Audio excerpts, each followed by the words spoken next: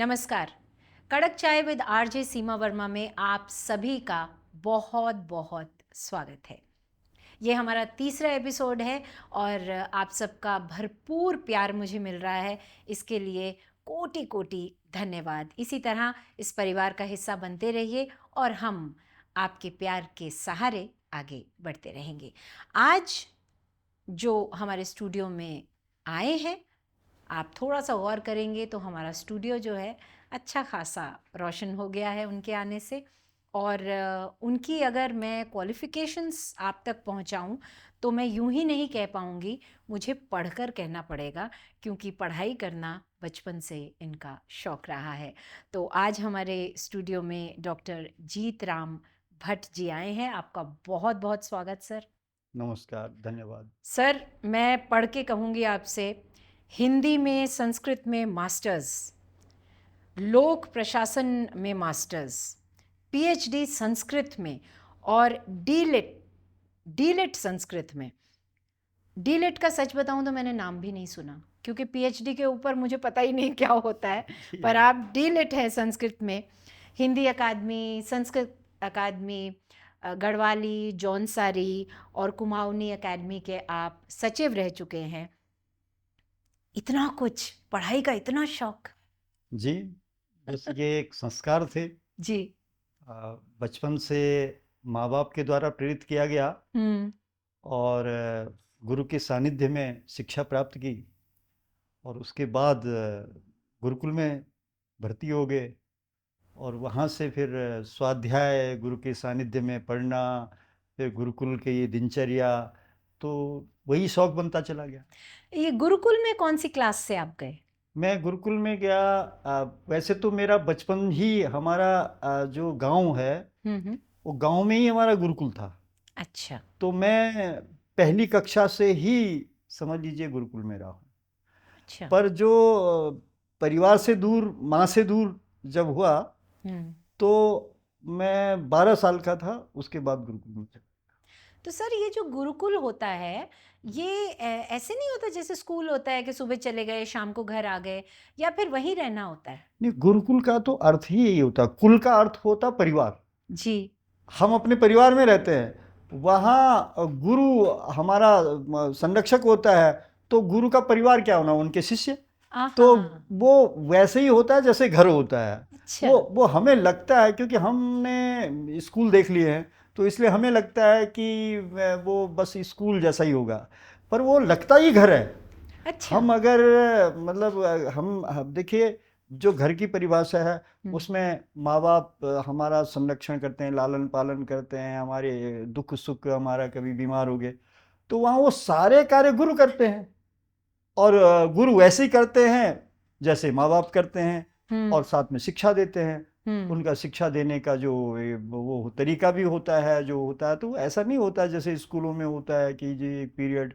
वो तो formal informal, मतलब सारी शिक्षाएं, जिसको पाठ्यचर्या कहते हैं, जिसको पाठ्यक्रम कहते हैं, तो वो पूरे जो 24 घंटा जो होता है गुरुकुल में, उसको गुरुकुल बड़े आनंद से, खेल खेल में सब पढ़ाई होती है।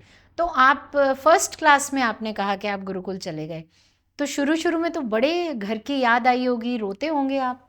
जो ये तो ये तो आपने बिल्कुल हर एक विद्यार्थी के साथ ये होता है, मेरे साथ ही नहीं है। माँ ने तो बताया होगा ना कि शुरू में तुम ऐसे करते थे बेटा। बिल्कुल। देखिए, जब घर से दूर होता है व्यक्ति, तो बड़ा भी जब घर से दूर होता है तो उसे घर की याद आती है। जी। और हम ये कहते हैं कि जब बिल्कुल एक एज में, बड़ी एज में भी, 50 साल की एज में भी जब परिवार से व्यक्ति दूर होता है तो उसे घर की याद आती है। तो हम तो छोटे बच्चे थे, तो घर की याद आती थी और वो भिन्न भिन्न तरीके होते थे उस अभिव्यक्ति को व्यक्त करने के लिए, जो याद आती थी, जो स्मृतियाँ, मतलब घर की याद आती थी। वो कभी आंसू होते थे, तो कभी कोई कलाकारी होती थी, कभी उसमें हम माँ की फोटो बता देते थे, तो इस तरह की बातें होती थी।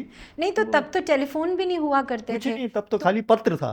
पत्र था, तो पत्र लिखते थे या कभी छुट्टी में भी आते थे? पत्र लिख लेते थे और छुट्टी में भी कभी जाते थे, कभी नहीं जाते थे। आपको किस उम्र में गुरुकुल रास आने लगा? मैं तो बस 14-15 साल का जब हो गया तो मुझे लगने लगा कि अब ये ज़्यादा बढ़िया है। अच्छा, और तो ये सर इतनी आपने जो पढ़ाई करी है, संस्कृत में आपका रुझान होने लगा, हिंदी में आपका फिर रुझान होने लगा, तो जो इतनी पढ़ाई जो आपने ये की है, ये तो आपने फिर अपनी मर्जी से की है ना, क्योंकि जब आपको मज़ा आने लगता है ना, और पढ़ाई जब मज़ा बन जाती है, तो लगता है ये भी कर लो, ये भी कर लो। ऐसा कुछ हुआ आपके साथ? बिल्कुल बिल्कुल, हम्म। देखिए जो ज्ञान तो देखो प्रकाश है। और अगर अगर व्यक्ति की समझ में आ जाएगा, जैसे कोई भी व्यक्ति, अगर हम अंधकार और प्रकाश की एक तुलना करें, जी। उपमा दें, हम्म। तो हर व्यक्ति चाहेगा कि मेरे घर में उजाला हो, है ना। तो अब वो जो जब व्यक्ति की समझ में आ जाता है कि यहाँ प्रकाश है, ये ज्ञान तो एक आत्म ज्योति का एक साधन है, तो फिर हमें समझ में आ गया, तो फिर हमारी ललक बढ़ गई। और फिर हिंदी, संस्कृत, और फिर लोक प्रशासन, और फिर पीएचडी, फिर ये, फिर डीलिट, और ये सब करते चले गए। जी जी तो जी। बस आनंद आता रहा, आनंद आनंद में किया। मैं आपकी बातों में आनंद लेते हुए मुझे ये याद आ रहा है, मेरे व्यूअर्स भी मेरी बात से इत्तेफाक रखेंगे कि आज के जो पेरेंट्स हैं ना, वो चाहते हैं कि बच्चों की ज़िंदगी में प्रकाश आए, तो इसीलिए वो पीछे लगे रहते हैं कि पढ़ो पढ़ो पढ़ो।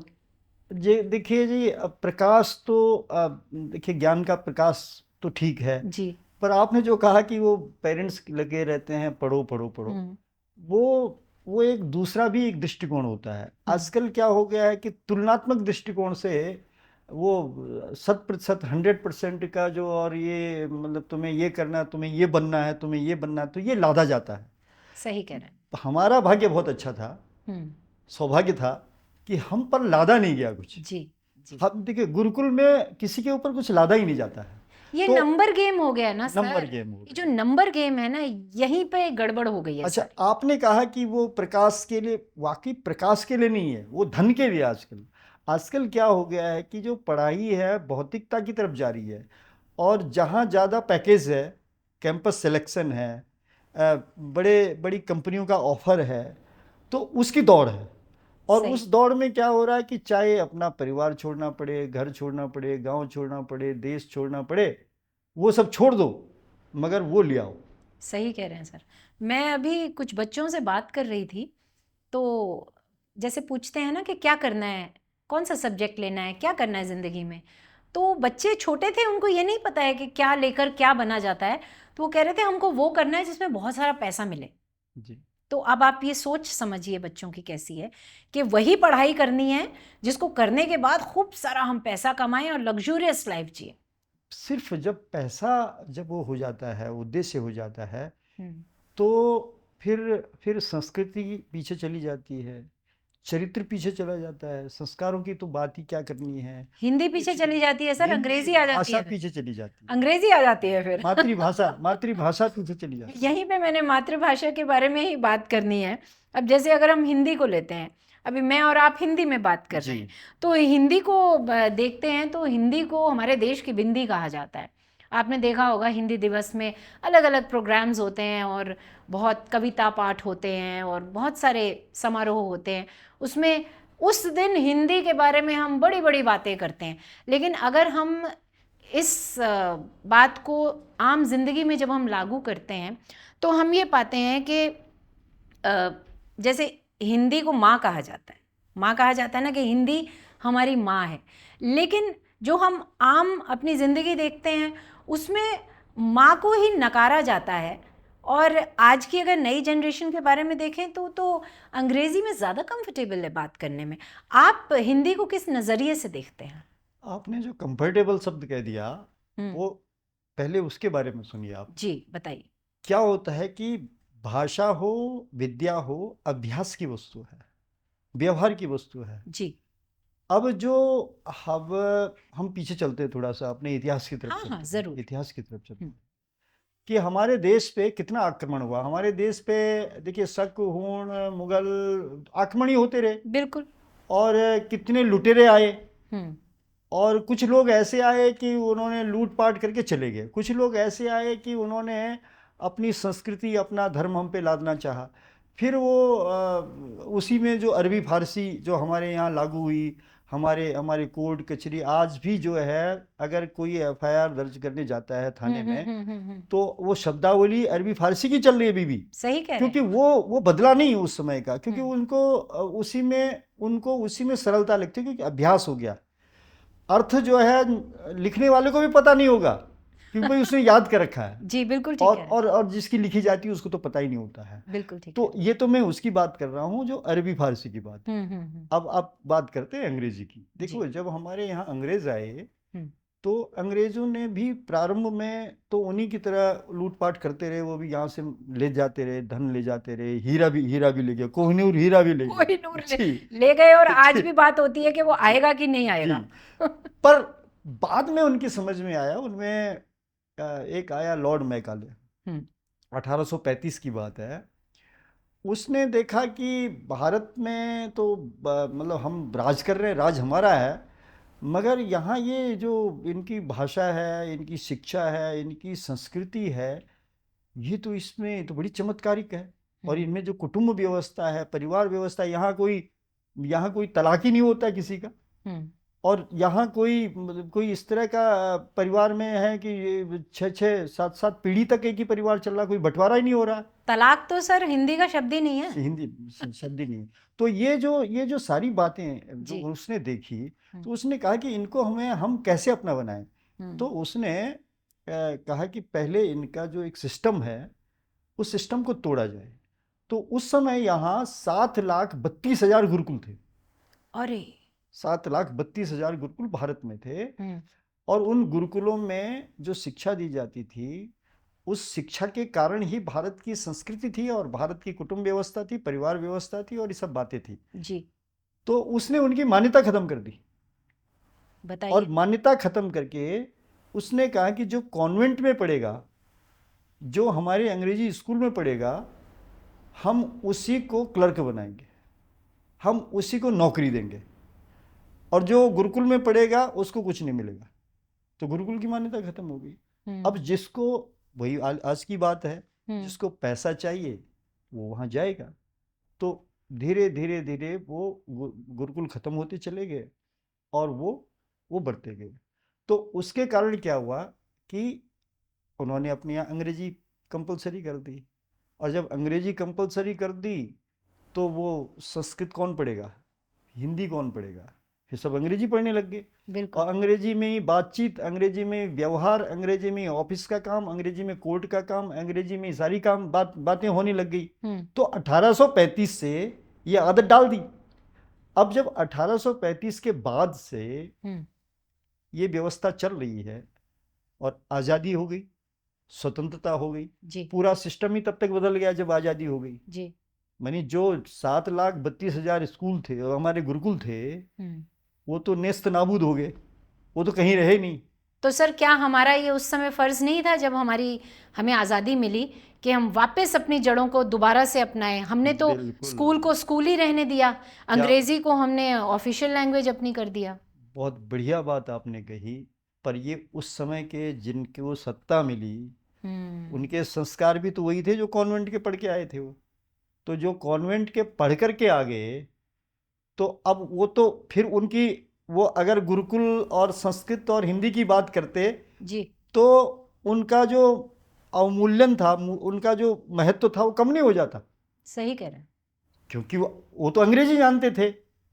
अब अगर वो कहेंगे जी नहीं संस्कृत बढ़िया, संस्कृत वाला ज़्यादा ऊपर वाला है, या संस्कृत की मान्यता बड़ी है, तो फिर उन्हीं का महत्व कम हो जाएगा जो अंग्रेजी में कॉन्वेंट में जो पढ़े हुए हैं, जो अंग्रेजी मीडियम से पढ़े हुए हैं। आज इसीलिए तो ये बात हो रही है। आज भी जो संस्कृत या हिंदी आगे नहीं आ रही है, जो हमारी संस्कृति पिछड़ रही है, वो उसका कारण क्या है कि आज अधिसंख्य जो है, मतलब अधिसंख्य क्या, परसेंटेज में सारे कॉन्वेंट या सरकारी स्कूल में भी क्या है, सरकारी स्कूल में भी वही पद्धति है जो मैकाले ने की थी। बिल्कुल। तो सारे जब उसी के पढ़े हुए हैं, तो कौन बात करेगा हिंदी की और कौन बात करेगा संस्कृत? 70 साल से ऊपर हो गया हमें आज़ाद हुए, अगर हम अभी तक इस चीज़ पर, हम अब न्यू एजुकेशन पॉलिसी तो हम सुन रहे हैं, लेकिन वो पूरी तरह से पता नहीं कब तक लागू होगी। देखिए सीमा जी, देखिए चाहे न्यू एजुकेशन पॉलिसी है, चाहे, मगर अब तो अंग्रेजी इतनी रच बस गई है हमारी एजुकेशन पॉलिसी में कि अभी इससे पीछा छुड़ाना तो बहुत मुश्किल है, बहुत मुश्किल। और अब तो देखिए,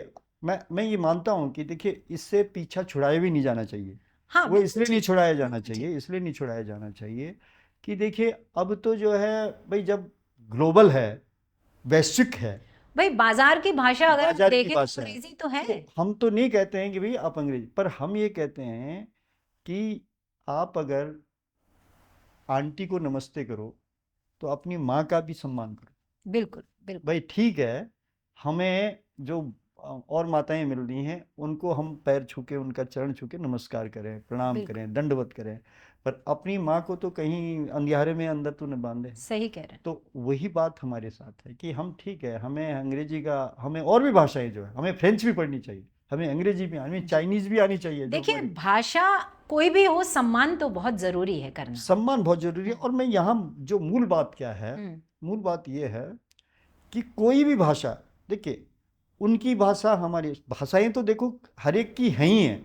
भाई वो हैं तो पाश्चात्य देशों की भाषा अंग्रेजी, ठीक। वो हैं तो वो अपने उनकी भाषा है, जो अरब अमीरात के लोग हैं उनकी भाषा है अपने अरबी और फारसी और उर्दू देखिए, कम्युनिकेशन की है, भाषा तो चाहिए ना भाषा तो चाहिए। कम्युनिकेशन के लिए। किंतु भाषा जो होती है वो संस्कृति और धर्म की संवाहिका होती है, मानी उसका संचार।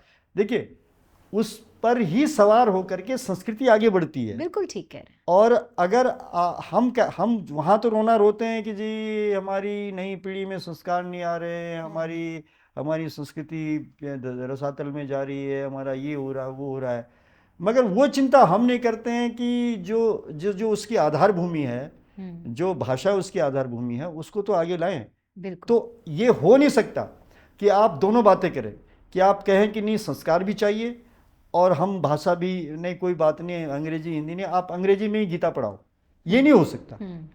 आप अंग्रेजी में उसका अर्थ भले चाहे बता सकते हैं, उनको बता सकते हैं जिनको अंग्रेजी आती है, पर आप कहें कि नहीं मेरा बच्चा भी अंग्रेजी में ही गीता का अर्थ समझे, रामायण का अर्थ समझे, भारतीय संस्कारों की पद्धति समझे, तो ये बेईमानी है। और इससे आप नुकसान कर रहे हैं अपनी संस्कृति का, अपने संस्कारों का, अपने धर्म का। तो ये भारत में परंपरा चल पड़ी है। आज जो है योग योगा हो गया, राम रामा हो गया। वो उसका कारण क्या है? उसका कारण यह है कि जो जो हमारी मेंटेलिटी है, हमारा जो मानसिकता बदल दी गई उस कालखंड में, वो अभी तक नहीं सुधरी और ना इस संबंध में प्रयास हो रहे हैं। अभी क्या है कि नई शिक्षा पद्धति में बहुत कुछ जोड़ दिया गया, भारतीय ज्ञान परंपरा जोड़ दी गई है, उसमें बात चल रही है, किंतु सिस्टम तो वही है ना। और यहाँ सिस्टम की मैं आपको बात कर रहा हूँ कि इसका अपोजिट, विलोम जिसको बोलते हैं जी, विलोम एक ही है, वो है गुरुकुल। गुरुकुल शिक्षा पद्धति में हम अंग्रेजी भी पढ़ाते हैं। हम उनको ये नहीं कह रहे हैं कि भाई हमारे बच्चे ग्लोबल न बने, हमारे बच्चे वैश्विक न बने, हमारे बच्चे किसी से पीछे क्यों रहे। भाई हम उनको अंग्रेजी भी पढ़ा रहे हैं, हम उनको साइंस भी पढ़ा रहे हैं, किंतु हमारा जो मुख्य विषय है वो तो हमारे भारतीय ज्ञान है। सर, अभी आपने बातों में बताया कि उस समय 7,000 या 7,32,000 गुरुकुल थे। जी। आज अगर हम देखते हैं तो हमारे देश में कितने गुरुकुल होंगे मोटा मोटी तौर पर? गुरुकुल तो अब गुरुकुलों की जो संख्या है वो तो बहुत ही कम है। मतलब ये समझ लीजिए कि गिनती में मैं कहूँ तो अगर गुरुकुल जो है, गुरुकुल का जो अस्तित्व है, गुरुकुल का जो स्वरूप है, वो तो 100 भी नहीं होंगे। अरे हाँ, किंतु गुरुकुल के आसपास जिनको हम कहें कि संस्कृत विद्यालय जी, तो लगभग 4,000 5,000 ऐसे संस्कृत विद्यालय आपको मिल जाएंगे, कि जिनमें कई ऐसे हैं कि जो सवेरे जाते हैं शाम को घर आते हैं, और कुछ ऐसे हैं कि जहाँ जो है वो कुछ छात्रावास भी है। अंग्रेजी में कहें तो जैसे डे बोर्डिंग नहीं होती है कि सुबह जाकर हम रात को हाँ, ऐसे हैं, ऐसे तो हैं, ऐसे मतलब उनकी संख्या हजारों में होगी, किंतु गुरुकुलों की संख्या जिनको गुरुकुल कहेंगे जी, वो बहुत कम है। अच्छा, मतलब विशुद्ध गुरुकुल। सही कह रहे हैं आप। अभी आप कॉन्वेंट्स की बात कर रहे थे, फिर अंग्रेजी से हम हिंदी की बात कर रहे हैं। अब जब हम हिंदी को ही संभालने में लगे हुए हैं, तो फिर अब जब हम संस्कृत पे आए, हम संस्कृत की बात कर रहे हैं, तो संस्कृत क्या हिंदी की माँ है? हिंदी आई कहाँ से है? देखिए आई ही संस्कृत से है, इसमें तो कोई नहीं नकार सकता है। बहुत सारे लोग जो दूसरी विचारधारा के लोग हैं वो कुछ बोलते रहते हैं, किंतु जो सच्चाई है वो ये है कि हिंदी, संस्कृत से ही हिंदी आई है। न अच्छा। केवल हिंदी आई है, बहुत सारी भाषाएं आई हैं। और हिंदी, देखिए क्या है कि संस्कृत जो भाषा है, संस्कृत में परिवर्तन नहीं होता, संस्कृत परिवर्तित नहीं होती है, संस्कृत अपने विशुद्ध रूप में रही है। मानी उसमें कहीं कोई विभक्ति या कोई व्याकरणगत वो नहीं होती। मतलब मैं अगर इसे अंग्रेजी में समझना चाहूँ तो उसमें कोई फ्लेक्सिबिलिटी नहीं है, जो नहीं, है सो है। जो है सो है। ठीक। और वो उसकी मतलब वो वहाँ होती है सीमा जी, जहाँ भाषा आधी अधूरी होती है, मानी जहाँ भाषा की कुछ अपनी कमियां होती हैं। संस्कृत तो एक ऐसी भाषा है कि जो अपने में संपूर्ण है, यानी उसका तो व्याकरण, उसकी शब्दावली, उसका स्वरूप, उसकी बनावट, उसकी लिपि, वो अपने में इतनी पूर्ण है कि उसे जरूरत ही नहीं है उसे कहीं बाहर से किसी से कुछ लेने की। उसमें ये है कि वो अपने शब्द गढ़ सकती है, वो अपने शब्द बना सकती है, वो सब कुछ कर सकती है। जैसे मैं आपको कुछ शब्द बता रहा हूँ कि जैसे आकाशवाणी शब्द है जी, दूरदर्शन शब्द है। अब कितने प्रसिद्ध शब्द हो गए ये, अब ये संस्कृत के शब्द हैं, अब ये संस्कृत ने गढ़े हैं, यानी संस्कृत ने बनाए हैं ना। अब आकाशवाणी हो गया, संसद भवन है ना। अब संसद भवन अपने में कितना प्रसिद्ध शब्द है, कितना प्रसिद्ध है ना। तो ये जो शब्दावली है ये बनाई, मतलब ये इसकी अपनी शब्द परंपरा है। किंतु जैसे भाषाएं जब निकलती हैं, जैसे आपने हिंदी की बात की जी, तो हिंदी में, क्योंकि हिंदी तो बात की बनी हुई भाषा है और वो बनती चली गई, तो अब जो भाषाएं जब बनती है तो औरों से लेती है। जैसे हिंदी ने फारसी से भी लिया, अरबी से लिया, फारसी से लिया, उर्दू और उर्दू से लिया। वही उर्दू तो तीनों भाषाओं की मिक्स है, अरबी, फारसी और हिंदी से बनी हुई उर्दू है। तो जो और जो आंचल भाषाएं हैं, आंचलिक भाषाएं जो होती हैं, जो हमारी और भाषाएं हैं, लोक भाषाएं जो हैं, उन भाषाओं से लिया हिंदी ने।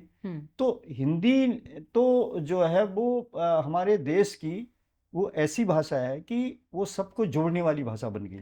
तो सर खूबसूरती तो इसी में ही है ना, कि हिंदी अपने आप को संवार रही है, सजा रही है, थोड़ा यहाँ से लिया, थोड़ा यहाँ से लिया। जैसे हम कहते हैं ना कि जब हम एक दूसरे के साथ मिलते हैं, रंग से रंग मिलते हैं, तो और खूबसूरत रंग बनता है। नहीं, वो आप सही कह रहे हैं, पर ये है कि वो जो ऐसा, उसका भी एक सीमा है उसकी भी ना एक लिमिट है जी, है ना। तो वो क्या है कि अभी क्या है कि एक जमाना था कि जब हिंदी ने शब्दावली अरबी फारसी की शब्दावली ले ली जी।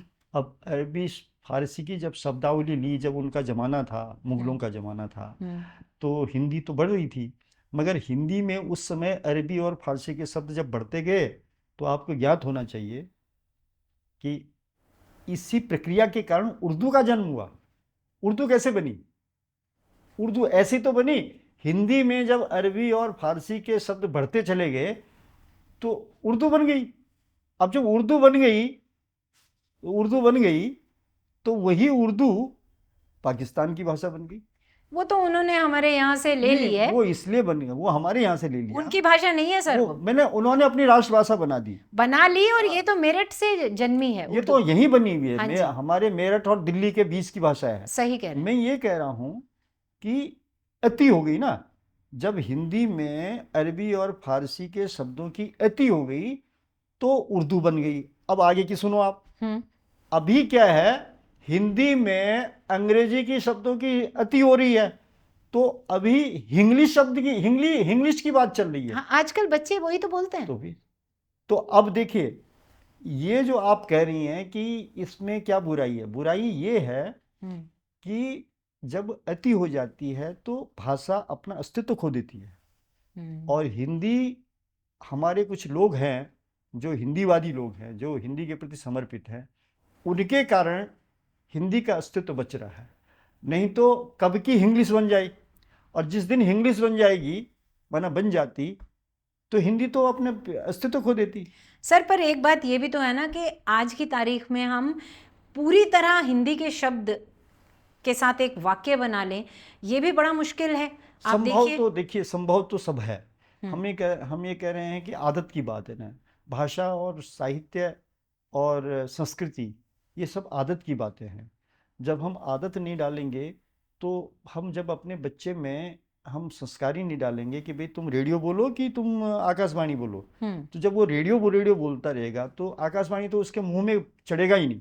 हम पार्लियामेंट बोलते रहे और उसको बोलेंगे संसद भवन नहीं, पार्लियामेंट बोलो, तो वो पार्लियामेंट ही बोलता रहेगा, संसद नहीं बोलेगा।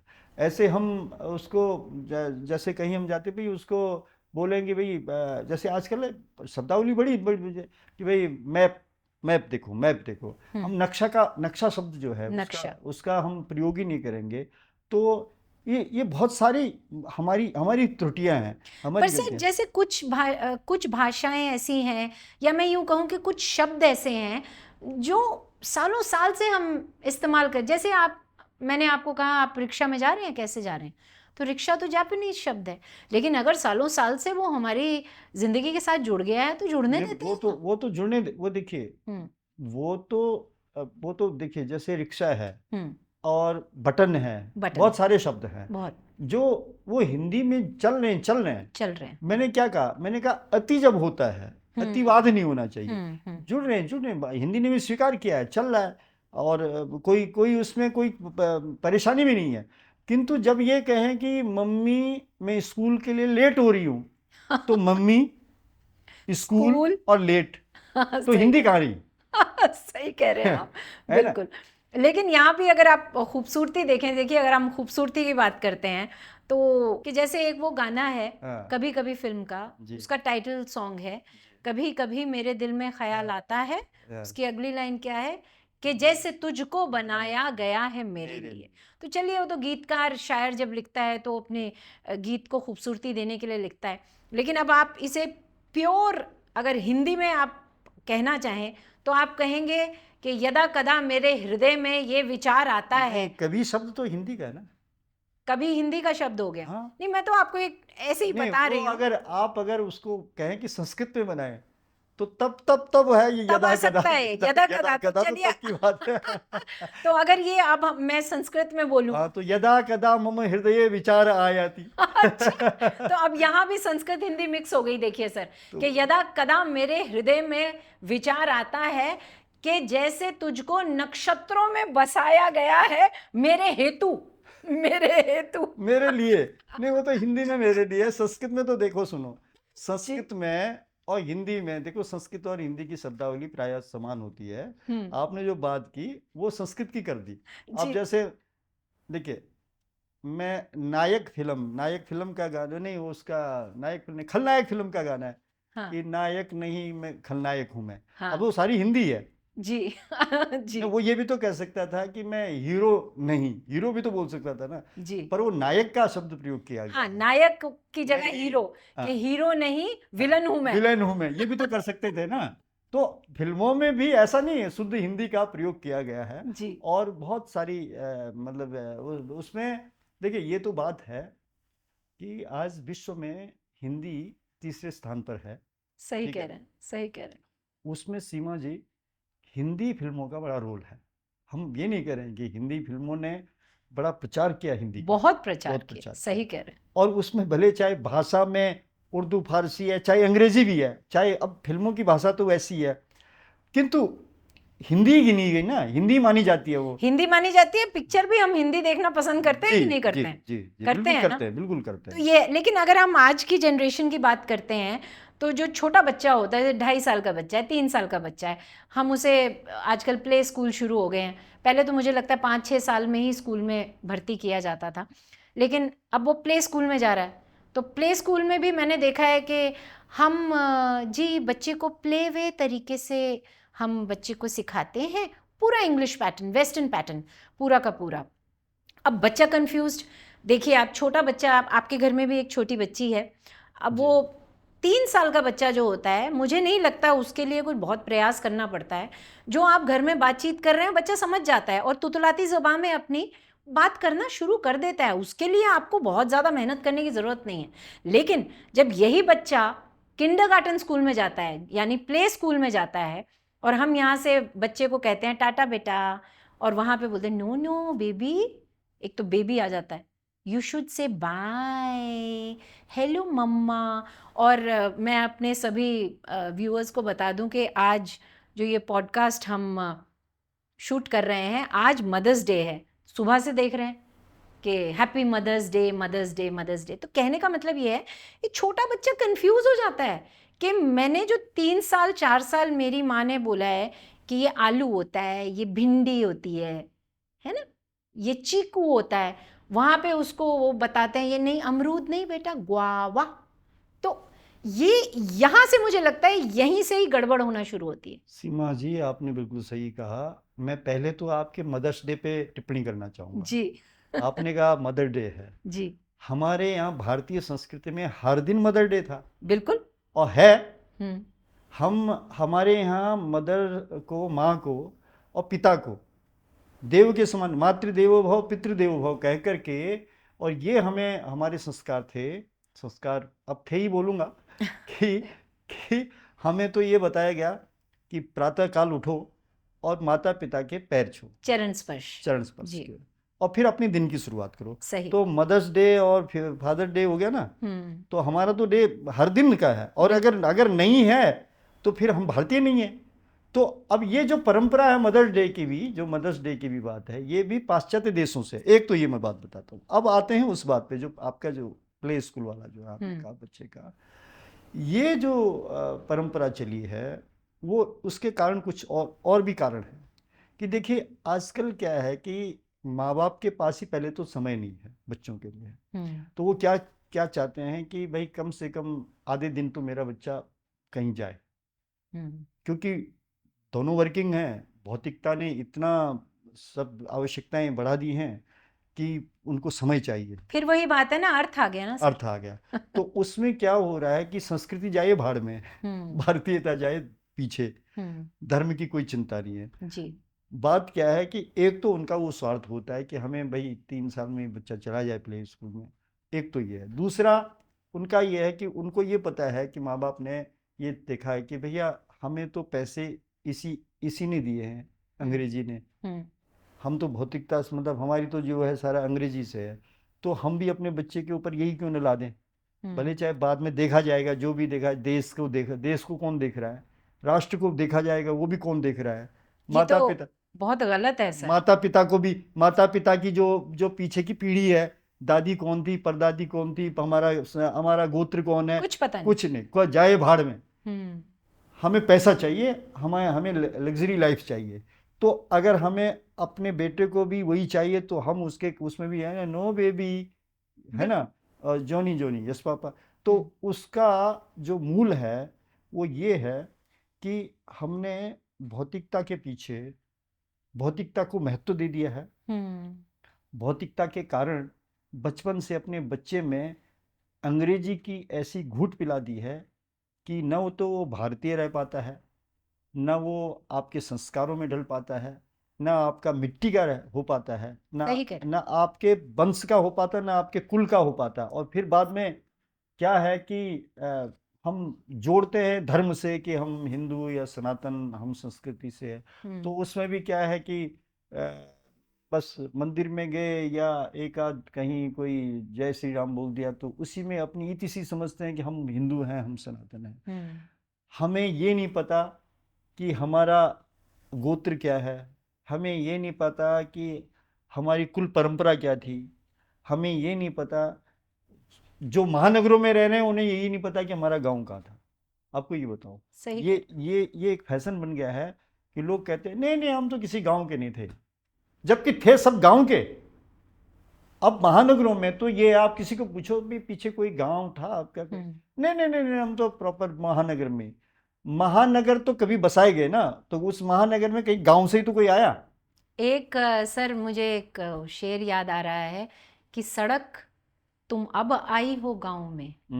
किसी ने लिखा है, किसी ने भी लिखा है, प्रणाम उसे, बहुत अच्छा लिखा है कि सड़क अब आई हो गांव में जब सारे शहर जा चुके हैं। वाह, वही बात है, बहुत अच्छी। और मुझे ना सर, आपने अभी कॉन्वेंट स्कूल्स की भी बात की, तो मैं भी कॉन्वेंट स्कूल से पढ़ी हुई हूँ, क्रिश्चियन स्कूल से पढ़ी हुई हूँ। मुझे अपने बचपन की वो एक बात याद है कि हमारी क्लास में ना सर, ब्लैक बोर्ड के साथ एक एक पुअर बॉक्स होता था, उसमें नीचे लिखा होता था पुअर बॉक्स। और उसमें जैसे कभी 10 पैसे, 5 पैसे देखे हैं हमने, देखे हैं 25 पैसे भी देखे हैं, तो कभी डाल दिया कि भाई पुअर बॉक्स में डालो। एक चीज़ और मुझे याद है कि जब कभी हमारी मैडम, टीचर हमें हिंदी बोलते हुए सुन लेती थी, ये मुझे अच्छी तरह, कहते हैं ना बचपन की छोटी छोटी बातें याद रह जाती हैं।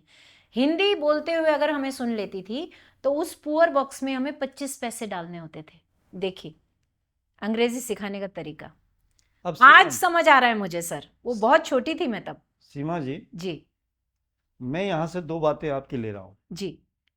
मैं एक बात तो ये कह रहा हूँ कि आपने तो एफएम पे हिंदी में ही अपनी एंकरिंग करते हुए अपने अपने अपने जीवनचर्या में, मतलब आपने जीवन वृत्ति चलाई है। मैं वही तो कह रही हूँ सर, अच्छा, बड़े हिंदी का समय बाद एक बात तो अकल आई। एक बात तो मैं आपकी ये ले रहा हूँ। दूसरी बात मैं ये कह रहा हूँ कि मैं ये नहीं कह रहा हूँ कि हिंदी या कॉन्वेंट की जो पद्धति है वो बुरी है, मैं ये भी नहीं कह रहा हूँ। मैं ये कह रहा हूँ कि एक जो जब हमने अपनी संस्कृति की बात करते हैं, अपनी मातृभूमि की बात करते हैं, हम अपनी मातृभाषा की जब बात करते हैं, हम अपने मतलब अपने मदर साइड की बात करते हैं, तो हम जो हमारी भाषा है वही उसकी संवाहिका है। सही। दूसरी बात मैं ये बात कह रहा हूँ कि देखिए, वहाँ भी गरीबों के लिए, वहाँ भी उसके लिए काम किया जाता है। जो जो कॉन्वेंट स्कूल है या जो मदरसे भी हैं, बिल्कुल किया जाता है, ऐसा वहाँ नहीं भी है कि ऐसा। नहीं किया जाता है, मगर वो उनकी संस्कृति है, ठीक है। और वो उनकी संस्कृति है तो वो अपनी संस्कृति के लिए काम करते हैं। और अगर आप तुलनात्मक दृष्टि से आप देखिए, तो तुलनात्मक दृष्टि से आप देखेंगे तो वो, क्योंकि वो अपनी भाषा के माध्यम से अपनी संस्कृति की तरफ बढ़ रहे हैं। कि यदि हमें अपनी संस्कृति से, अपनी सनातन पद्धति से, अपनी भारतीयता से अगर जुड़ना है तो हमें हिंदी और हमें संस्कृत से जुड़ना होगा। और मुझे ना सर बड़ी कोफ्त होती है, आज के जो युवा माँ बाप हैं वो अपने बच्चे से ज़्यादातर अंग्रेजी में ही बात करते हैं, क्योंकि उन्होंने भी यही किया है। उन्होंने भी तो यही उनका कसूर नहीं है, एक तरह से कह सकते हैं यंग पेरेंट्स का कसूर नहीं है, क्योंकि उन्होंने भी यही किया। तो उन्हें लगता है कि हम अपने बच्चों को बचपन से अंग्रेजी सिखाएंगे तो बेस बनेगा, जबकि असलियत ये है कि अपनी जो मातृभाषा है, आप कुछ भी, तमिल है, कन्नड़ है, गुजराती है, मराठी है, अपनी भाषा तो आनी ही चाहिए। उसके बाद कहते हैं भाषाओं का सबका सम्मान कीजिए, लेकिन कहते हैं कि charity starts from your own house, अंग्रेजी में कहा जाता है। तो मोहब्बत, इश्क, प्यार घर से ही तो शुरू होगा ना। जब हम अपनों से ही प्यार नहीं करेंगे तो आप क्या उम्मीद रख सकते हैं कि हम बाहर वो लोगों एक को प्यार कहावत है करें? कि जो अपनी माँ का ना हुआ वो किसी का क्या वो होगा। किसी का क्या तो होगा। अभी लोक भाषा, मातृभाषा जो है, उसका मैं एक और थोड़ा सा लॉजिक देता हूँ जी। कि माँ का कितना बड़ा महत्व है, माँ का। और इसलिए क्या है कि माँ से मातृभाषा, मातृभाषा से मातृभूमि, बिल्कुल इनका सबका लिंक है। बिल्कुल है। और जब देखिए भगवान श्री राम और लक्ष्मण जब लंका पे विजय प्राप्त कर लेते हैं, तो लंका तो भले चाहे जल भी गई थी, थोड़ी बहुत जल गई थी, मगर फिर भी वहाँ बड़ा साम्राज्य था, बड़ी सुविधाएं थी, क्योंकि वहाँ रावण ने तो बड़ा सबको लूट लूट के, सबको बस में करके सब वहाँ सुविधाएं पैदा की थी। तो जब वहाँ देखा तो फिर लक्ष्मण को लगा कि अब वहाँ तो अयोध्या में तो भरत हैं, तो हमें यहीं रहना चाहिए। वहाँ तो भरत हैं, भरत और शत्रुघ्न हैं, 4 भाई हैं। तो वो प्रभु राम से कहते हैं कि अब क्या जाना, वहाँ माता सीता जी आ गई हैं तो यहीं रहते हैं।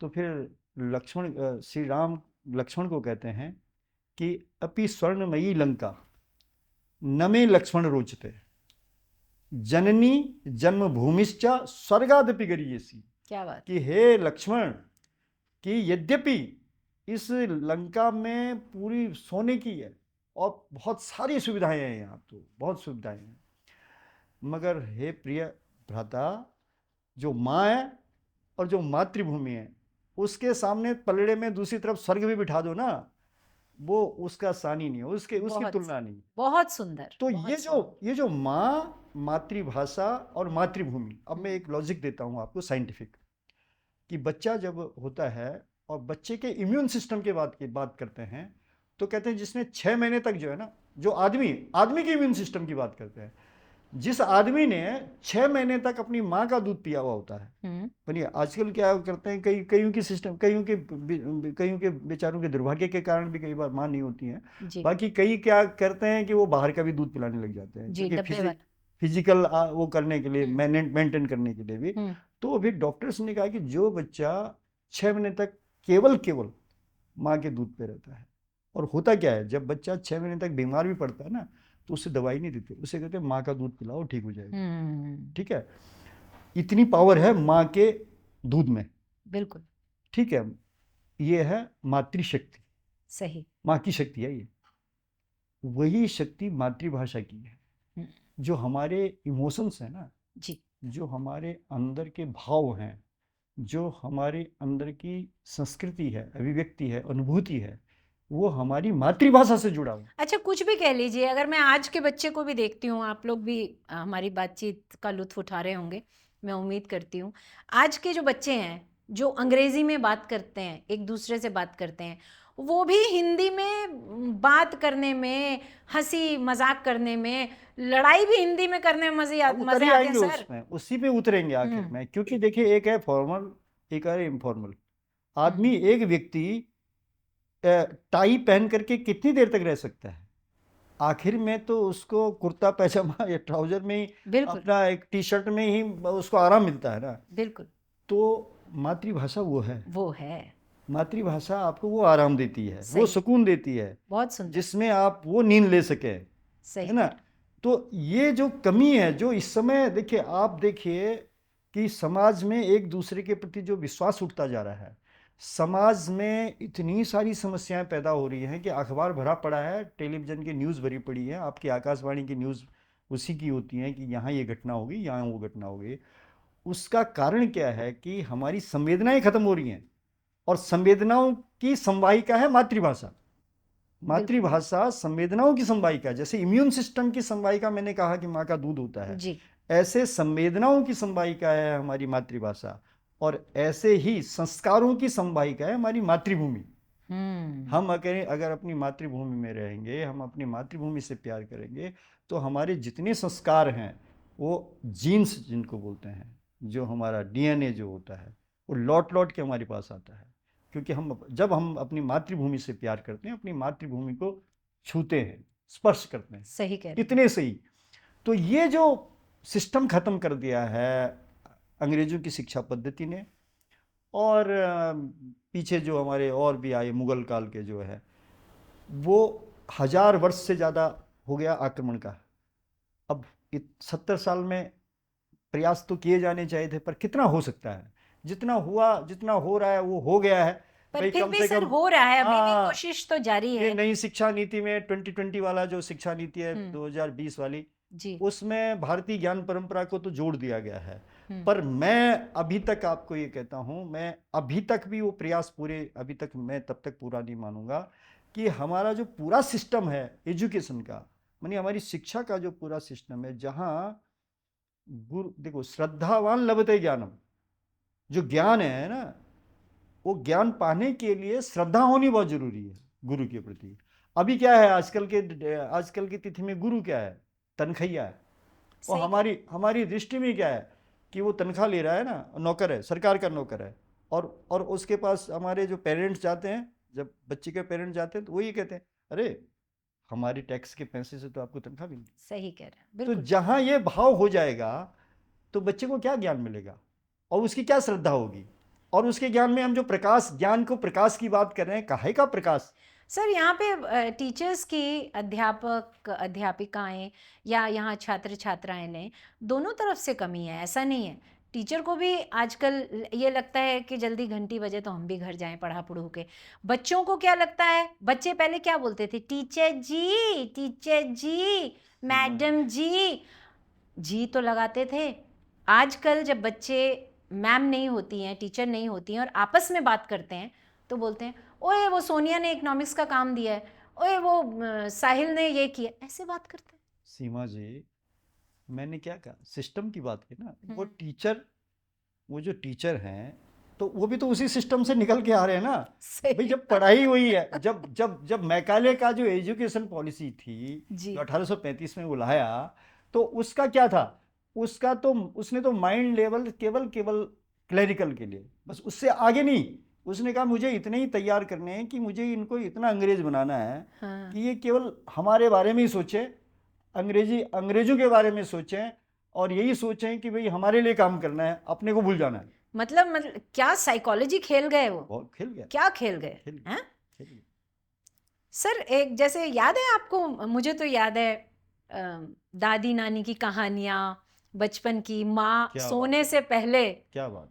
अपनी मातृभाषा जो जी भी आपकी मातृभाषा जी है उसमें कहानी सुनना, जी कोई परियों की कहानी, राजा रानी, जो भी कुछ है। जी लेकिन वो एक सिस्टम की, जैसे आपने बात की, जी नींद ही नहीं आती थी बिना कहानियों के। जी जी बहुत कहानियों का भी बहुत बड़ा एक अहम भूमिका है कहानियों की बिल्कुल। जीवन में। और दादा दादी और नाना नानी के साथ जो जो वो रिश्ता जुड़ता था उन कहानियों के माध्यम से, क्या बात और बच्चा जा करके कहता दादी कहानी सुनाओ ना, है, बिल्कुल। है ना। हाँ। तो वो सब खत्म क्यों हो गया? वो खत्म इसलिए हो गया है कि अब केवल वही, वो जो मैकाले का जो बीज है ना, वो बड़ा भयंकर है, वो नहीं जा रहा है। तो वो अभी तक गया ही नहीं। अब वो इसने इतना विकराल रूप ले लिया है आज की डेट में, कि आपने क्या कहा है अभी कि प्ले स्कूल से शुरू कर देते हैं कि तुमने ना बस इस पैकेज तक जाना है, बच्चे वहां से शुरू कर देते हैं, उसका विकास ही नहीं होने देते। बच्चे को मनुष्य, देखिए हमारे यहाँ शिक्षा का जो अभिप्राय है सीमा जी, वो ये है कि हर जो बच्चा है ना, हर हर प्राणी का बच्चा जी एक ही जैसा पैदा होता है। बिल्कुल। बंदर का, कुत्ते का, बिल्ली का, शेर का। और बल्कि एक बात और बताऊं, हाँ कि मनुष्य के बच्चे की तो और दयनीय दशा होती है कि देखो, हाथी का बच्चा, घोड़े का बच्चा, बिल्ली का बच्चा तो अपने आप उठ करके दूध पीने लग जाता है। सही। पर मनुष्य का एक बच्चा ऐसा होता है कि जो उसको तो वो उठाना पड़ता है, बेचारा दूध पी ले, है ना, बल्कि उसको रुलाना पड़ता है, उसकी आवाज निकालनी पड़ती है, इतनी जी दयनीय दशा होती है। जी। तो वो भी पशुवत होता है, अपनी जानवर की तरह होता है। तो शिक्षा का जो अभिप्राय ये था कि जो जो जो जो उसमें जो संस्कार हैं, वो मनुष्यता के संस्कार डालने हैं, उसको इंसान बनाना है। जी मनी अन्य बच्चों, अन्य अन्य जीवों के बच्चों की तरह पैदा तो वो भी हो गया, मगर उसको इंसान बना करके समाज के लायक बनाना है। ये है शिक्षा का अभिप्राय। शिक्षा अच्छा। का अभिप्राय ये नहीं था कि उसको पैसा कमाने की मशीन बनाना है। सही कह रहे हैं। अब मैं आपको बता रहा हूँ, गाय के लिए पैसा क्या है? गाय के लिए भौतिकवाद क्या है? घास है। ठीक। कुत्ते के लिए क्या है? वो रोटी वोटी जो भी है वो जो इकट्ठा करेगा, हम्म उसका हम्म। है ना। वही चीज मनुष्य के लिए है, पैसा।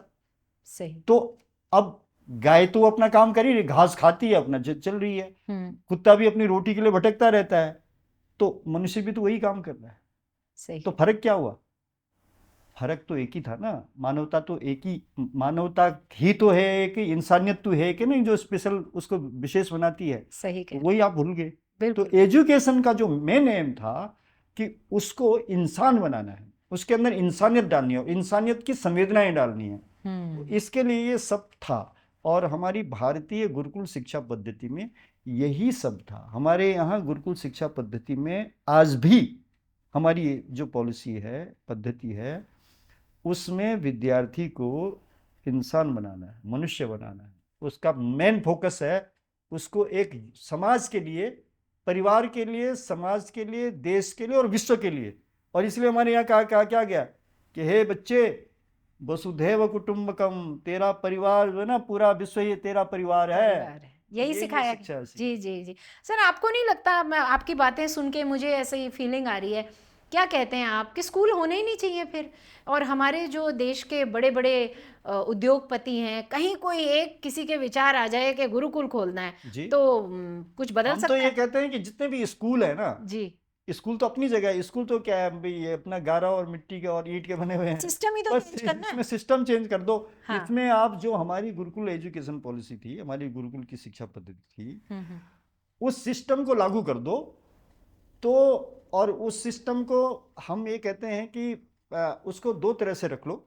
भैया हो सकता है कई माँ बाप ऐसे हो गए, भैया मेरा हमारा जिगर का टुकड़ा है, हम नहीं भेज रहे, तो उनको उसके लिए सीमा जी भाई डे बोर्डिंग रख दो।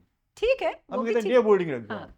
आप। एक को तो डे बोर्डिंग कर दो, हम्म। और एक को कर दो आप जो हमारी गुरुकुल शिक्षा पद्धति है वह बोर्डिंग है, उसमें बच्चा रहेगा, गुरु के सानिध्य में रहेगा। और जो हमारा सिस्टम है, अब हम और मैं आगे बढ़ा रहा हूँ गुरुकुल शिक्षा पद्धति को और बताता हूँ बताइए पद्धति क्या है हमारी। बताइए। अभी अभी क्या है कि हमारे यहाँ एक स्कूल में, बोर्डिंग स्कूल में जाएंगे तो कितने टीचर है जी? 150 टीचर है।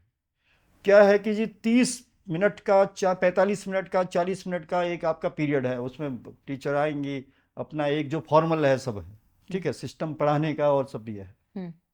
गुरुकुल शिक्षा पद्धति में क्या है कि गुरु हैं, उनका कुल है, एक बड़े गुरु हैं, ठीक है। अब उन गुरु हैं, वो योग्य गुरु हैं, मानिए वो पूरी तरह से उन संस्कारित हैं, पूरा उनका अपना है, उनका कुल है। अब उनके पास जो बड़ी क्लास है, वो उन गुरुजी से पढ़ रही है सारे, मतलब उनमें जो भी सब्जेक्ट है। अब आज की तिथि में उसका ये अभिप्राय, उसका मतलब ये व्यवस्था हो सकती है कि जैसे आजकल सब्जेक्ट ज़्यादा है, विषय ज़्यादा है, तो हो सकता है कि हमारे जो गुरु हैं उनके सारे सब्जेक्ट ना उनके पास आते हों। तो उसमें क्या है कि जो हमारे उसमें 2-3 गुरुओं की जो ऊपर की लेयर है, उन गुरु के नीचे दूसरी लेयर जो होती है वो उतने सब्जेक्ट की हो। ठीक। जो बड़ी क्लास है वो हमारे गुरुजी पढ़ाते हैं, जो गुरु हैं। उसके बाद जो उनसे जो छोटी क्लास है, जैसे माना 12वीं के बाद आई 11वीं, तो सीमा जी क्या था कि क्योंकि रहना तो 24 घंटे गुरुकुल में है, तो अब जो उनकी पढ़ाई हो चुकी है, अब उनमें जो जो जो बच्चे पढ़े, उन बच्चों ने 11वीं वालों को पढ़ाया, ठीक। और 11वीं वालों ने 10वीं वालों को पढ़ाया। वो इतने पारंगत हो गए उतने में कि वो अपने से छोटों को पढ़ा रहे। नहीं, वो भी तो 11वीं से निकल के 12वीं में गए ना। ठीक। 11वीं तो उन्होंने पढ़ी है, ठीक। और 11वीं वालों ने 10वीं वालों को पढ़ाया, 10वीं वालों ने 9वीं वालों को पढ़ाया, 9वीं वालों को प्रथमा। इसका लाभ मैं बताता हूँ आपको क्या होने वाला है, क्या होता था। अब होने वाला तो जब करेंगे तब कोई बड़ी बात नहीं है। हो सकता है कोई बड़ा इसका बड़े कोई बिजनेसमैन, कोई बड़े उद्योगपति ये बात सुन रहे हो, और ये देखिए विचार आने की बात होती है, अगर उनके दिमाग में ये विचार आ गया तो कोई बड़ी बात नहीं है। अब इसका लाभ बताता हूँ आप। एक तो जो इतने ट्यूशन सेंटर, कोचिंग सेंटर जो खुले हुए हैं जी, क्यों खुले हुए हैं? वहाँ क्या कराते हैं? यही तो कराते हैं ना कि जो उसने नीचे पढ़ा उसी का रिवीजन कराते हैं। सही। तो एक उस बच्चे का अभ्यास होता था जो उसने पढ़ा है, जो उसने 10वीं में पढ़ा, 11वीं में पढ़ा, तो वो क्योंकि वो उसको पढ़ाना है ना बच्चे को, तो एक उसका अपना अभ्यास हो रहा है, एक वो अपने गुरुजी से पढ़ ही रहा है, एक वो अपने पढ़ा रहा है। दूसरा उसके अंदर एक बोध होता था दायित्व का कि मुझे जो है ना पढ़ाना है, उसके अंदर मेरी जिम्मेदारी है, मुझे दी गई है जिम्मेदारी। बिल्कुल, दायित्व का बोध होता था। बिल्कुल। और फिर आगे क्या उसके अंदर होता था? नेतृत्व की क्षमता पैदा होती थी, एक दायित्व का बोध उसके अंदर होता था। और सबसे बड़ी बात है जिसके लिए आजकल कितने मोटिवेटर लगे हुए हैं, कितना पैसा लोग देते हैं मोटिवेटर को, कितने कोचिंग सेंटर लगे हुए हैं, उसके अंदर जो कॉन्फिडेंस बिल्डअप कर रहे हैं ना आप गुरुकुल में, उसका कोई दूसरा पर्याय सानी नहीं है उसका, बिल्कुल नहीं है। क्या बात। बच्चा जब 9वीं का बच्चा जब 8वीं वाले को पढ़ाता है और उसको या गुरु के सानिध्य में है, वहीं रह रहा है, और उसे ये पता है कि जब उसका रिजल्ट आ रहा है उसे पता है मैंने पढ़ाया था और देखो ये इतना नंबर लिया है। ये मुझे लगता है ये जो आप बात कह रहे हैं ऐसी तो व्यक्तित्व निखरता है, यही गुरुकुल में होता है। गुरुकुल एजुकेशन पॉलिसी यही थी जी। हमारे जो द्रोणाचार्य, हमारे भरद्वाज, हमारे अत्रि, हमारे परशुराम, हमारे विश्वामित्र, इतने हमारे जो गुरुकुल, अगस्त्य, जितने हमारे गुरुकुल थे, हमारे गुरुकुल ऐसे ही थे। भगवान श्री राम का क्या था मैं आपको बता, भगवान श्री राम और लक्ष्मण, हम कहते हैं कि जी उन्होंने रावण को मारा, ऐसे ही मार दिया। वो वशिष्ठ जी के और विश्वामित्र जी के गुरुकुल में पढ़े, और पहले वशिष्ठ जी के गुरुकुल में पढ़े, वशिष्ठ जी उनके कुलपुरोहित थे, कुलगुरु थे। फिर ये आप रामलीला में आपने देखा होगा कि विश्वामित्र आते हैं दरबार में, दशरथ से कहते हैं राजन आपके पुत्र को मैं ले जा रहा हूँ, राम को। तो दशरथ कहते हैं अरे अभी तो छोटे हैं, ये तो आप कैसे ले जा रहे? तो फिर वशिष्ठ जी वहाँ खड़े होते हैं। वशिष्ठ जी कहते हैं कि राजन, ये इसलिए नहीं ले जा रहे हैं कि वहाँ आप सोच रहे होंगे कि वहाँ इनसे राक्षस वाक्षस मरवाएंगे। राक्षस तो विश्वामित्र खुद मार सकते हैं, इतनी विद्या जानते हैं। ये इसलिए ले जा रहे हैं कि आपके पुत्र को गुरुकुल में दाखिल करके, अपने गुरुकुल में वहां इनको विद्याएं देंगे जी। तो जब दशरथ की बात समझ में आती है तो वो समझ में जाते हैं, राजा थे। तो फिर वो क्या कहते हैं कि भाई राम को नहीं, आप लक्ष्मण को भी ले जाओ। तो आपको याद होगा, जी बिल्कुल, पढ़ा होगा आपने, हाँ, कि बिल्कुल, राम के साथ लक्ष्मण भी गए। वो तो उनकी परछाई, और वो कहते हैं उजली परछाई बन के रहे हैं फिर हमेशा। तो वो जो वहां से संस्कार दृढ़ होता है ना, सही। वहां से संस्कार दृढ़ किया। सही। फिर जब उन्होंने गुरुकुल में भेजा तो वहां उन्होंने बला, अति बला, वो विद्याएं थी, और धनुर्विद्या और ये सब विद्याएं सिखाई विश्वामित्र ने। और जब सिखाई तो फिर मारीच को मारा, सुभाव को मारा, ताड़िका को मारा, और वह राक्षसों को मार दिया उन्होंने। भी तो मारना ही था, जब गुरुकुल में थे तो जब सिखा दी तो मारना ही था। और भी करते करते करते उनको वो संस्कार दिए कि फिर विश्वामित्र जब गए जनक दरबार में, और जनक दरबार में जब धनुर्भंग हुआ, श्री राम और लक्ष्मण साथ में थे, तो आप देखिए मर्यादा के शिक्षा दी। तो भगवान परशुराम जब आए और वहाँ जब इस तरह की बातें हुई तो श्री राम ने कितनी विनम्रता से अपना व्यवहार दिखाया। तो ये गुरुकुल की ही ये शिक्षा देन है, बिल्कुल देन है, बिल्कुल। ऐसे भगवान श्री कृष्ण की बात है, सांदीपनी के आश्रम में उन्होंने शिक्षा ग्रहण की। मतलब हम जिसकी भी बात, हम खाली ये देखते हैं कि हम उसमें गए, मंदिर में गए, हमने भगवान को देखा, हम उसके पीछे का नहीं देखते हैं। सही बात। हम बस सिर्फ सतह को छू के हम, मतलब मैं आज की डेट में जो हमारी नई पीढ़ी है, हम देखते हैं, हम हनुमान मंदिर में जाते हैं जी, हनुमान जी क्या, हम हनुमान जी का वो नहीं भी, हनुमान जी ने गुरुकुल में शिक्षा प्राप्त की। हम ये नहीं देखते, हम ये नहीं देखते कि सीता मैया ने शिक्षा प्राप्त की। हम ये नहीं देखते श्री राम ने शिक्षा प्राप्त की तो मर्यादा पुरुषोत्तम हुए। जी। हम ये नहीं देखते कि भगवान कृष्ण ने गुरुकुल में शिक्षा प्राप्त की तो षोडश कला संपूर्ण हुए, उस समय के योगी इतना गीता का ज्ञान दिया। तो हम ये नहीं देखते कि भाई उनकी पीछे की जो शिक्षा की पद्धति थी वो क्या थी। कहीं ना कहीं सर ये हमारा फ़र्ज़ है, ये आपके साथ पॉडकास्ट करने का मेरा जो पीछे का जो कारण रहा वो यही रहा कि कम से कम हम इस विषय पर बात कर रहे हैं, तो कहीं जब ये पॉडकास्ट लोगों तक पहुंचेगा तो विचार बदलते हैं, ऐसी बात नहीं। और अभी हमने जैसे कहानियों की बात की, तो कभी कभी ऐसा भी लगता है कि जो आज के पेरेंट्स हैं, आज का जो बच्चा है जो हर वक्त मोबाइल पे खेलता रहता है या कंप्यूटर के आगे बैठा रहता है, क्या कहानियाँ सुनाएंगे अपने बच्चों को, वो अगली पीढ़ी को क्या कहानियाँ सुनाएंगे।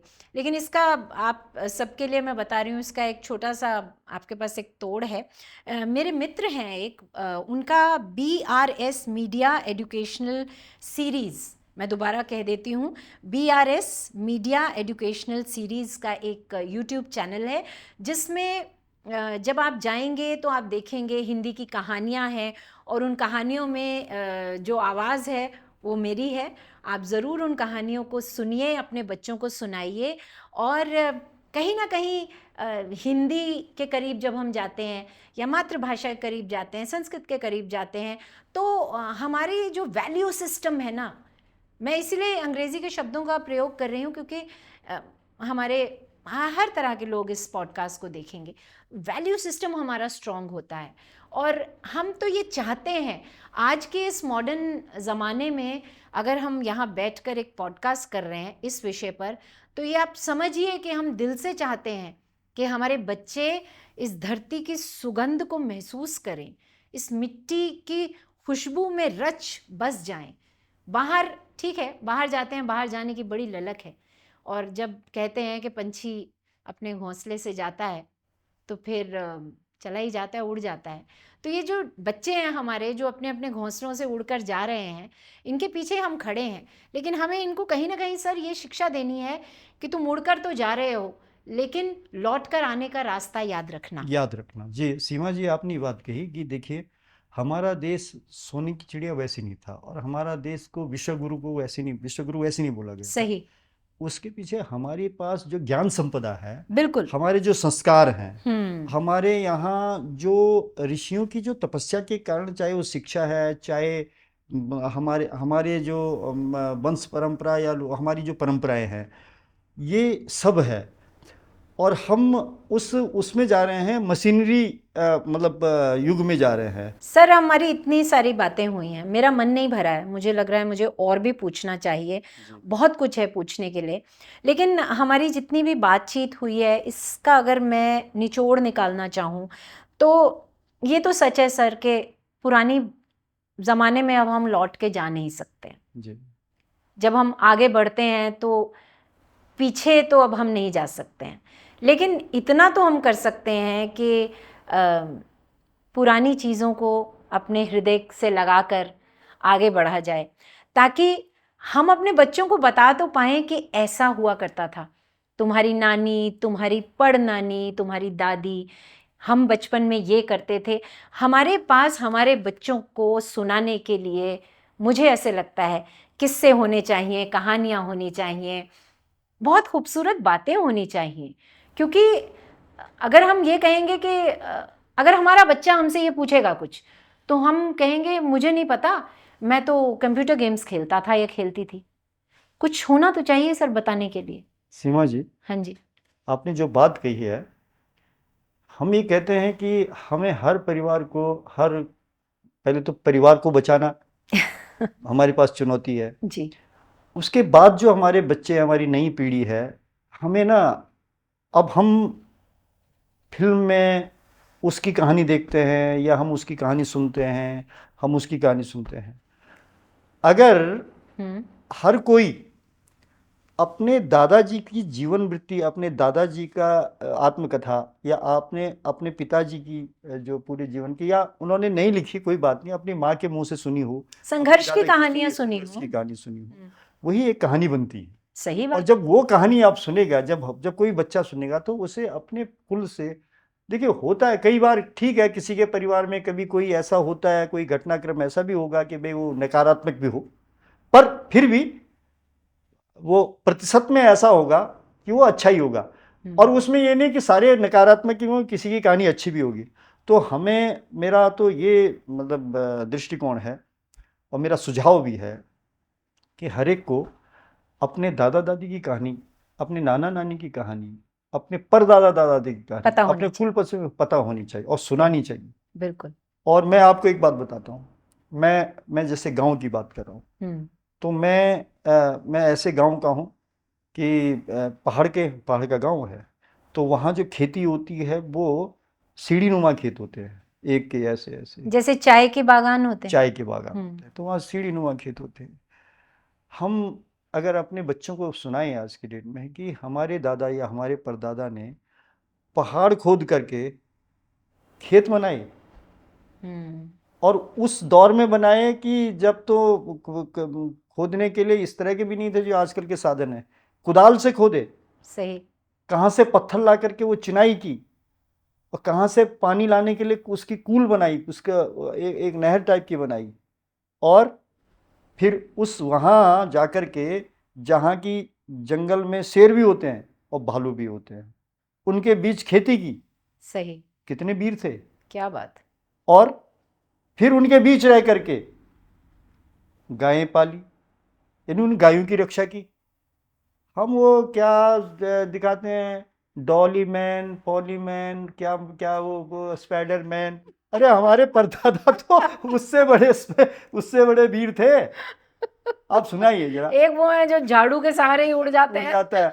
हम उन कहानियों को दिखा रहे हैं जी। और अगर हम अपने परदादा की मतलब कई कहानी इससे बड़ी बड़ी, ये तो मैं अपनी बात कर रहा हूँ, आपके कुल में होंगी, उनके कुल में होंगी, उनके कुल में होंगी, और इन कहानियों को अगर हम संग्रहित करें और अब हम दुनिया की छोड़ दें, हम अपने ही बच्चे को बचा दें, बिल्कुल, वो उसे गौरव होगा कि मेरे, चलो ठीक है दादा नहीं रहे होंगे, परदादा रहे होंगे, परदादा नहीं होंगे, परदादा रहेंगे, ऐसी कहानियों का कलेक्शन अपने कुल में करते रहे और वो बढ़ती रहे। ये हमारा फर्ज है। और उससे क्या होने वाला है कि बच्चा अपनी मातृभूमि से जुड़ेगा, अपने देश से जुड़ेगा, अपने राष्ट्र से जुड़ेगा और अपनी संस्कृति से जुड़ेगा। बहुत सुंदर।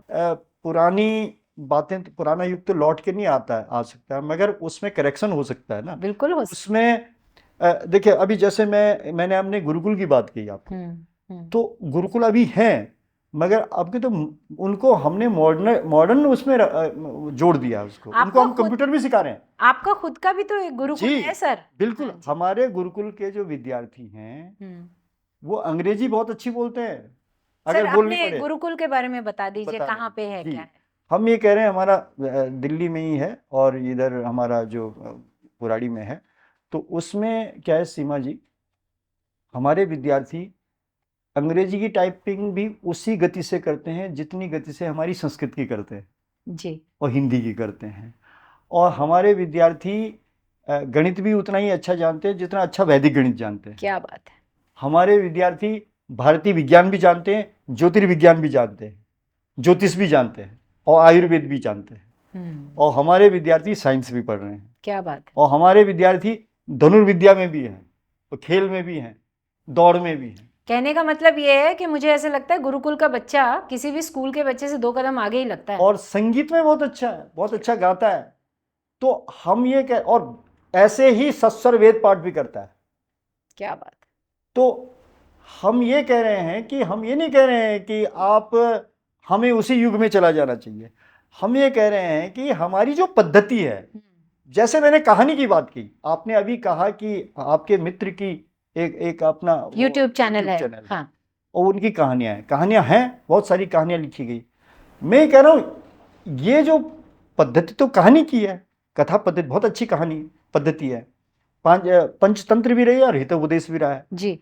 मगर अगर हम इसको थोड़ा सा मॉडिफाइड करके उसी कहानी को, अपने दादाजी की कहानी, अपने परदादा, अपने नाना जी की कहानी को हम उसी तरह से पता करके, याद करके, और हम अपने बच्चों को सुनाने लगे, बच्चों को ज्यादा उससे जुड़ाव महसूस होगा, कनेक्शन ज्यादा होगा। अभी आपने कहा था ना वैल्यूज, वैल्यूज के लिए ना हमारे यहाँ शब्द है जीवन मूल्य। जी, यानी जीवन मूल्य जो है ना, जो जीवन मूल्य है वो उस कहानी से ज्यादा बनेंगे जब हम अपने दादा परदादा माँ, मैं अपनी माँ की कहानी सुनाता हूँ। मैं कई बार बड़े बड़े कॉलेजों में गया, तो ये जो कहानियां हैं, ये कहानी तो कहानी है ना, बोला भाई वो हमें, हम उस क्या है वो डोरीमैन और वो स्पाइडरमैन, पोकेमोन और पता नहीं क्या क्या मतलब जो हमारे मुंह में नहीं शब्द चल रहे हैं, ये 4-5 निठल्ले बच्चे हैं जो कभी पढ़ाई नहीं करते हैं, ये सिर्फ यही करते रहते हैं। ठीक है ना।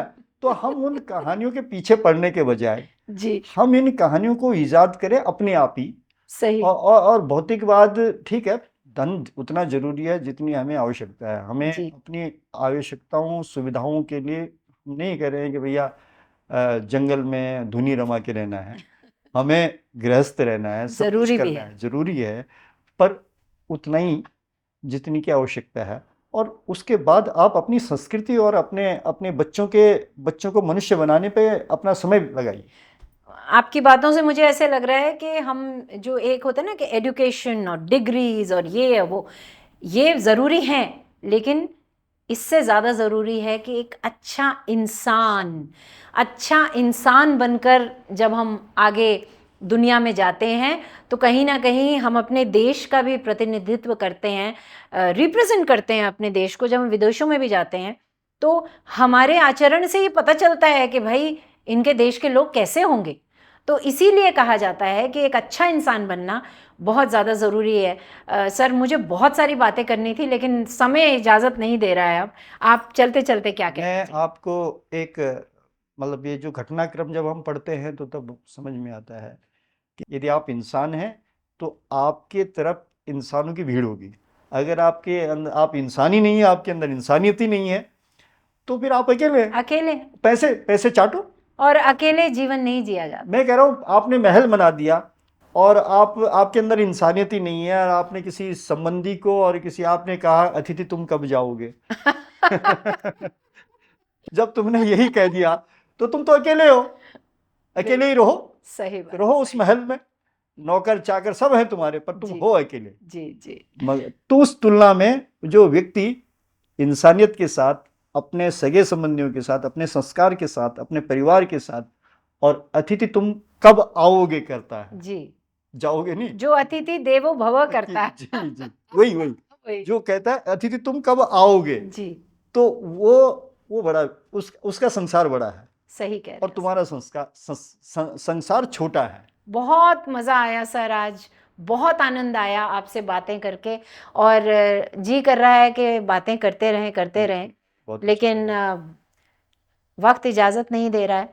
हम आपको यही कहेंगे कि सभी भाषाओं का सम्मान कीजिए, सभी भाषाएं सम्मान करने योग्य हैं, लेकिन अपनी भाषा का सबसे पहले सम्मान कीजिए, अपनी मातृभाषा को गले से लगाइए, उसके बाद आप देखेंगे कि आपको खुद ब खुद सब गले से लगा लेंगे। बहुत बहुत शुक्रिया sir, thank you very much. जी धन्यवाद। और जाते जाते एक छोटी सी भेंट सर, जी जी बहुत बहुत ये आपको मैं जीवन दे रही हूँ जी सर। जी जी हाँ? बहुत बहुत जी जी ये तो बहुत बहुत धन्यवाद, धन्यवाद।